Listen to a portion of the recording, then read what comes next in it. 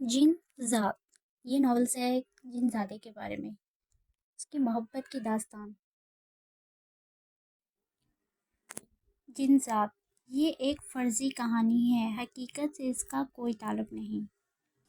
پہلی قسط۔ عادت کے مطابق وہ اور زینب گھر سے فکسڈ ٹائم پر نکل آئے۔ زینب ایک یتیم 10 سال کی ایک معصوم بچی تھی جس کا آگے پیچھے کوئی نہیں تھا، صرف ایک ماموں تھا جس نے زینب کو قبول کرنے سے انکار کر دیا تھا۔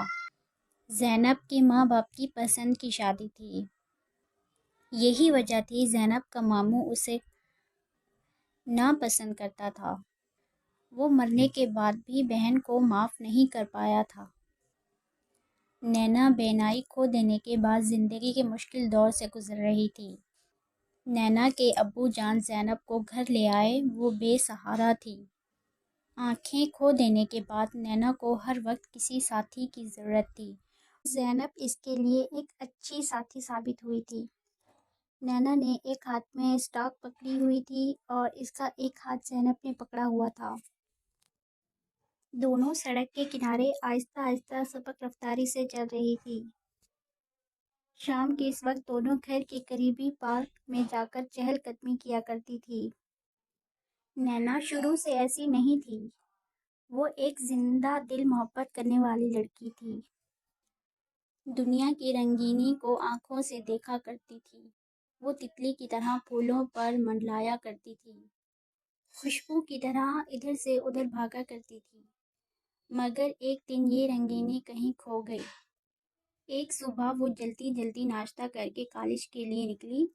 اس دن کالج بس نہیں آئی تھی۔ ابا جان نے منع بھی کیا، آج چھٹی کر لو، مگر اس کا ایک اہم ٹیسٹ تھا، وہ چھوڑ نہیں سکتی تھی۔ جلدی جلدی سڑک کراس کرنے میں وہ دائیں جانب سے آتی گاڑی کو نہیں دیکھ پائی اور بری طرح ٹکرا گئی، اور گاڑی کے شیشے نینا کی آنکھوں میں لگے، اور جب اس کو ہوش آیا اس کی دنیا اندھیرا ہو چکی تھی۔ دنیا کی خوبصورتی کو دیکھنے سے معذور تھی۔ ڈاکٹروں نے اس کی بینائی کی خاطر بہت علاج کیا، مگر سب بے سود ثابت ہوا۔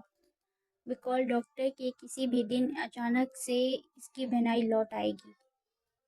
اس کی آنکھوں میں کوئی مسئلہ نہیں رہا تھا، لیکن قدرت کو شاید منظور نہیں تھا کہ وہ دیکھے۔ نینا نے قسمت کا لکھا قبول کر لیا تھا، مگر کبھی کبھار وہ بہت بے زور ہو جاتی تھی، تھک جاتی تھی، مگر کچھ کر نہیں سکتی تھی۔ وہ اور زینب پارک میں اندر آ چکے تھے۔ یہ ایک فیملی پارک تھی۔ بچوں کے کھیلنے کی آوازیں چاروں جانب سے آ رہی تھی۔ زینب بھی بچوں کے ساتھ مل کر جھولے پر جھولنے لگی، اور نینا خاموشی سے بینچ پر بیٹھ گئی تھی۔ اس کا دل اداس تھا، لیکن اللہ سے شکوہ نہیں کرتی تھی، اس کی دی ہوئی نعمت تھی۔ ہر حال میں اللہ پاک کا شکر ادا کرتے رہنا چاہیے، لیکن انسان میں شکر کی بہت کمی ہے۔ ایک مشکل پڑھنے پر وہ خدا پاک سے شکوے شکایت میں لگ جاتا ہے۔ وہ انہی سوچوں میں گھتے تھی کہ نینا کو زینب کے رونے کی آواز آئی۔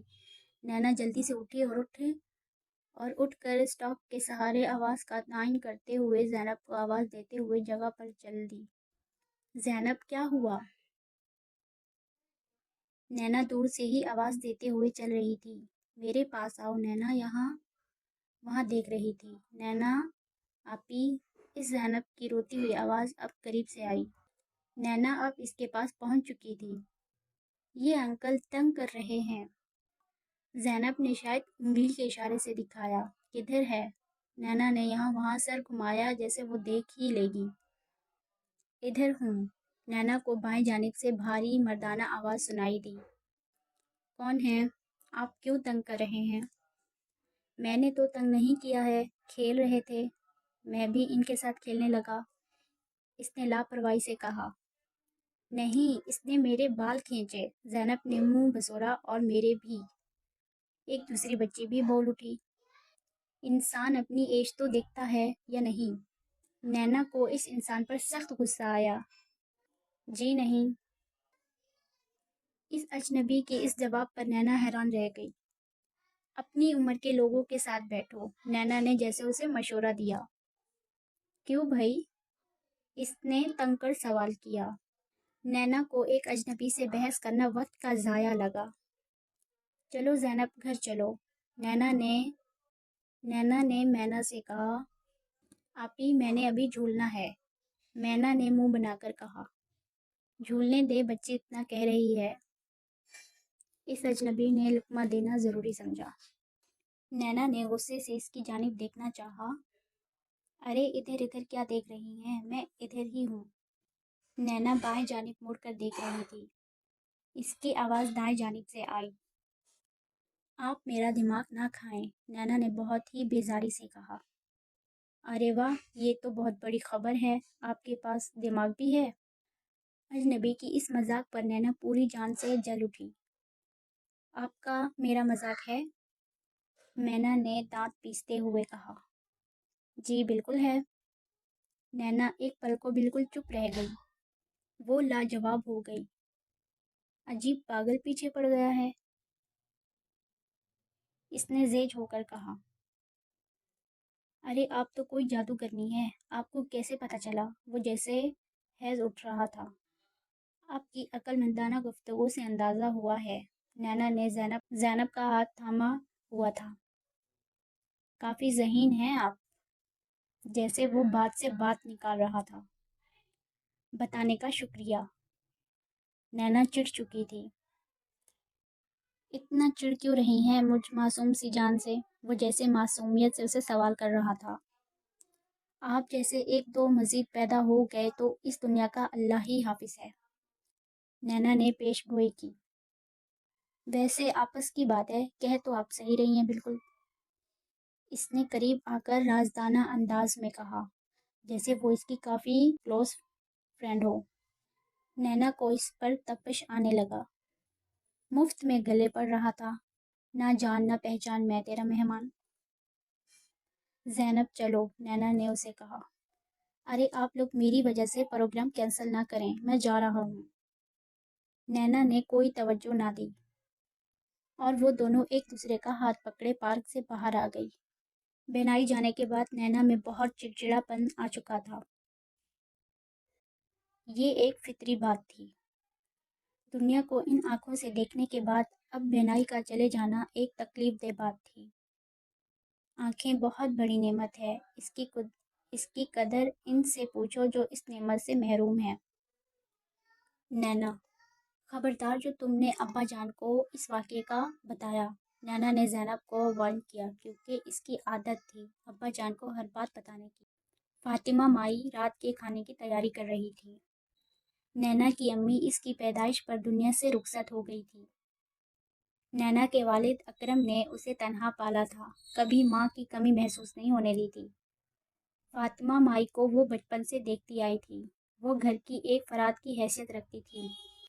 فاطمہ مائی نے نینا کو محبت بھی بہت دی تھی، نینا ان کے بغیر رہ نہیں سکتی تھی۔ آج کل خونی رشتوں میں محبت نہیں رہی، پھر وہ غیر ہو کر اتنی محبت رکھتی تھی۔ وہ زینب اور ابا جان ٹی وی لاؤنج میں بیٹھے تھے، وہ دیکھ تو نہیں سکتی تھی مگر سن لیتی تھی۔ ابا جان کی نینا میں جان بندھی تھی۔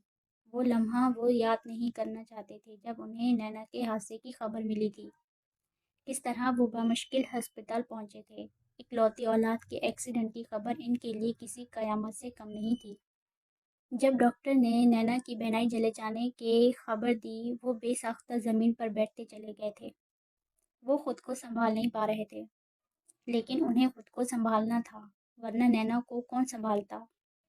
انہوں نے بہت حوصلہ کیا تھا، اور جب نینا ہوش میں آئی تو اس کی دنیا اندھیرا ہو چکی تھی۔ بہت بلک بلک کر روئی تھی نینا۔ نینا کو چپ کرواتے کرواتے اکرم صاحب بھی ٹوٹ کر روئے تھے۔ جس بیٹی کی آنکھ میں وہ کبھی آنسو نہیں آنے دیا کرتے تھے، آج وہ قدرت کے آگے بالکل بے بس تھے۔ ہر طرح کا علاج ملاج کے بعد بھی ڈاکٹر نے یہی کہا، خدا نے جب چاہا اچانک سے بینائی لوٹ آئے گی۔ ابھی کھانا لگنے میں وقت تھا۔ باہر چوکیدار نے کسی کے آنے کی خبر دی تو اکرم ماضی سے لوٹ آئے، اور آنے والے کی آواز سن کر نینا کو ایک پل کو لگا اسے دھوکا ہوا ہے، اور وہ آواز سن کر جھٹکے سے اٹھی تھی۔ زینب بھی دنگ کھڑی تھی کہ یہ گھر کیسے پہنچ گیا۔ زینب بھی دنگ کھڑی تھی کہ یہ گھر کیسے پہنچ گیا۔ جاری ہے۔